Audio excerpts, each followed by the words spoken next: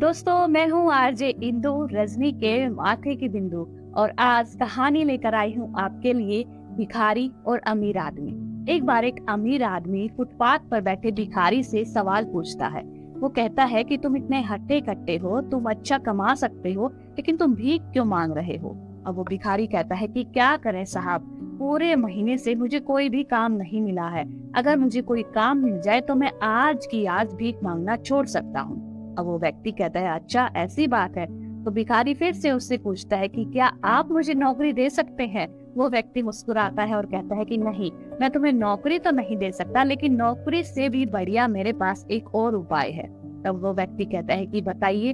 तो कहता है कि मेरे पास चावल का एक प्लांट है, और अगर तुम चाहो तो उस चावल के प्लांट में से जो चावल है वो बाजार में जाकर बेच कर आ सकते हो। जो मुनाफा होगा उसको हम बाद में बांट लेंगे। अब उस भिखारी को यकीन नहीं होता है। वह उस अमीर आदमी के पैरों में गिर जाता है और कहता है कि आप मेरे लिए फरिश्ता बनकर आए हैं, जो आप कहेंगे वो सारी की सारी बातें मैं आपकी मानूंगा।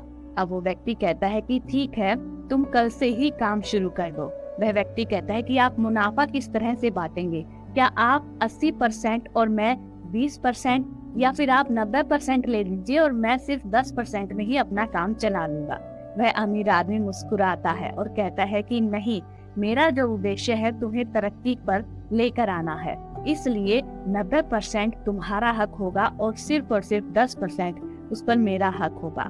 वह व्यक्ति बहुत खुश हो जाता है और अगले दिन से ही काम पर लग जाता है। अब प्लांट में से चावल जो है बाजार में जाकर बेचने लगता है। दिन रात कड़ी मेहनत करता है और उसे बहुत ज्यादा मुनाफा होता है।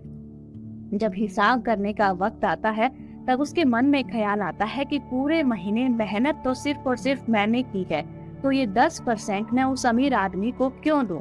और जैसे ही वो अमीर आदमी अपना हिस्सा मांगने के लिए आता है तो वह कहता है कि अभी तो बाजार में बहुत ज्यादा उधारी है और अभी मुझे मुनाफा भी नहीं हुआ है, इसलिए मैं आपको आपके हिस्से के 10% अभी नहीं दे सकता। वो अमीर आदमी मुस्कुराता है और कहता है, मुझे अच्छे से पता है कि तुम्हें कितना मुनाफा हुआ है और कितना नहीं हुआ है, तुम बात को टाल रहे हो। जी हाँ दोस्तों, आप सोच कर देखिए कि आप वो अमीर आदमी है और वो भिखारी आपको ऐसा जवाब दे तो आपके दिल पर क्या बीतेगी। हमारे पास भगवान ने एक अच्छा सुंदर तंदुरुस्त शरीर दिया है। हमारे पास आँख, नाक, कान, जीवा, त्वचा, हाथ, पैर सब कुछ है, और जिसके माध्यम से हम अपनी आजीविका अच्छे से कमा सकते हैं। इसलिए आप भी अपनी नेक कमाई में से जो 10% है वो भगवान को अवश्य ही चढ़ाएं। भगवान को चढ़ाने से अभिप्राय है कि उन 10% को अच्छे कामों में लगाएं, दान करें, गरीबों की मदद करें, उनकी सेवा करें। तभी आपकी तरक्की होगी और आपकी जो नेक कमाई है उसमें बरकत होगी। मैं हूँ आपके साथ आरजे इंदु, रजनी के माथे की बिंदु। और अगर ऐसी ही कहानियां और सुननी है तो इस चैनल को सब्सक्राइब करना ना भूलिएगा। याद रखिएगा, आरजे इंदु।